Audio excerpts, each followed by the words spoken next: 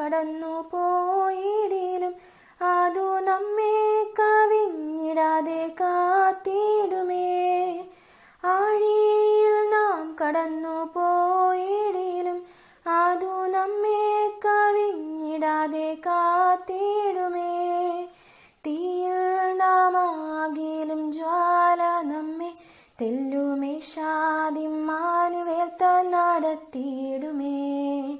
തീയിൽ നാം ആകിലും ജ്വാല നമ്മെ തെല്ലുമേശാതിമ്മാനുവേൽ താൻ നടത്തിയിടുമേ. ദൈവവചന ചിന്തകൾ കേൾക്കുന്ന എല്ലാ മാന്യ ശ്രോതാക്കൾക്കും ക്രിസ്തീയ വന്ദനം.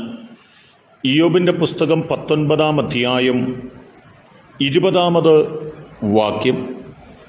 ആ വചനം ഇങ്ങനെ വായിക്കുന്നു: എൻ്റെ അസ്ഥി ത്വക്കിനോടും മാംസത്തോടും പറ്റിയിരിക്കുന്നു, പല്ലിൻ്റെ മോണയോട് ഞാൻ ശേഷിച്ചിരിക്കുന്നു എന്നുള്ള വചനമാണ്. ഭക്തനായ ഇയ്യോബിൻ്റെ ജീവിതത്തിൽ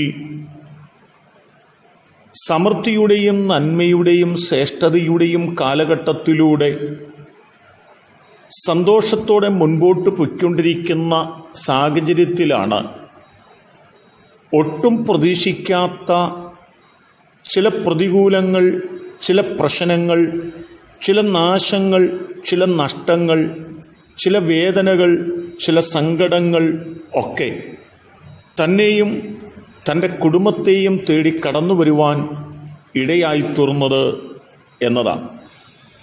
ആ പ്രതിസന്ധികളുടെ നടുവിൽ താൻ തികച്ചും ഒറ്റപ്പെട്ടു പോയിരിക്കുന്നു എന്ന ബോധ്യതയും തൻ്റെ ശരീരത്തിൻ്റെ ബലം നഷ്ടപ്പെട്ട് രോഗത്തിൻ്റെ കെടുതികൾ നിമിത്തം താങ്ങാനാവാത്തതായ വേദനയും പ്രയാസങ്ങളും കടിച്ചമർത്തിക്കൊണ്ട് താൻ മുൻപോട്ട് കടന്നു പോകുന്നതായ ഒരു കാലഘട്ടം തൻ്റെ മുൻപിലുണ്ടായി.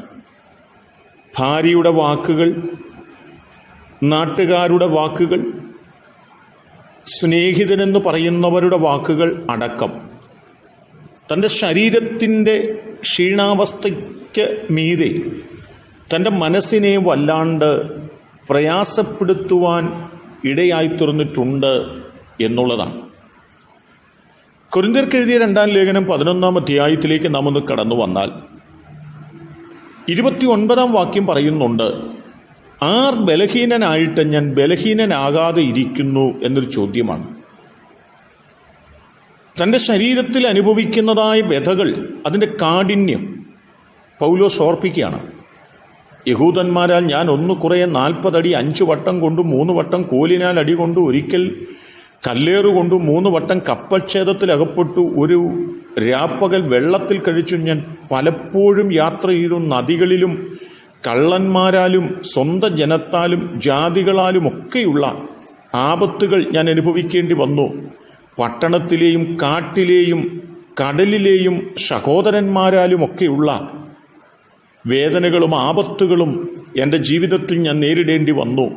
മാത്രമല്ല, അധ്വാനം, പ്രയാസം, ഉറക്കിളപ്പ്, പൈതാകം, പട്ടിണി, ശീതം, നഗ്നത തുടങ്ങിയുള്ള നിരവധി പ്രയാസങ്ങൾ തൻ്റെ ശരീരത്തിൽ അനുഭവിക്കേണ്ടി വന്നപ്പോൾ താൻ ചോദിക്കുകയാണ്: ഞാൻ എങ്ങനെയാണ് ബലഹീനനാകാതെ ഇരിക്കുന്നു എന്ന് നിങ്ങൾ ചിന്തിക്കണം എന്ന പദമാണ്.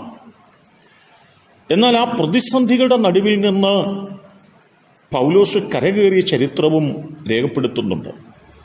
ഇയ്യോബും 19:20 പറയുന്നത്: എൻ്റെ അസ്ഥിയൊക്കെ ത്വക്കിനോടും മാംസത്തോടും അങ്ങ് വറ്റിപ്പോയിരിക്കുന്നു, എനിക്കൊട്ടും ബലമില്ല, ഞാൻ ആകെ ക്ഷീണിതനാണ്, എനിക്കിനി എത്ര കാലമെന്ന് പോലും എനിക്ക് പറയാൻ കഴിയാത്ത ഘട്ടങ്ങളിലൂടെ പോകുന്നു എന്ന് പറയുമ്പോഴും സർവശക്തിയുള്ള ദൈവം പൗലോസിനോട് മാത്രമല്ല, ഇയ്യോബിനോട് മാത്രമല്ല, നമ്മോടൊക്കെ പറയുന്നൊരു പദമുണ്ട്: ജീവിതത്തിൻ്റെ എത്ര വേദനാജനകമായ ഘട്ടങ്ങളിലൂടെ നിങ്ങൾ കടന്നുപോയാലും, രോഗത്തിൻ്റെ കെടുതികളിലൂടെ കടന്നുപോയാലും, കരകയറുവാൻ സാധ്യമല്ലെന്ന് ചിന്തിക്കുന്ന അവസ്ഥകളിലൂടെ കടന്നുപോയാലും, അതിൻ്റെ നടുവിൽ നിങ്ങളെ സഹായിപ്പാൻ കഴിയുന്ന ഒരു കരമാണ് ദൈവത്തിൻ്റെ കരമെന്ന് വിശ്വസിക്കുകയും ആ കരത്തിൽ പിടിച്ചുകൊണ്ട് മുൻപോട്ട് പോവുകയും ചെയ്യേണ്ടതിന് നമ്മെ സമർപ്പിക്കാം. അതിന് സർവ്വശക്തിയുള്ള ദൈവം എന്നെ കേൾക്കുന്ന നിങ്ങൾക്ക് കൃപ നൽകട്ടെ. കരുണയുള്ള ദൈവമേ, നല്ല കർത്താവേ, ഞങ്ങൾക്ക് ഏതെല്ലാം പ്രതിസന്ധികളെ തരണം ചെയ്യേണ്ടി വന്നാലും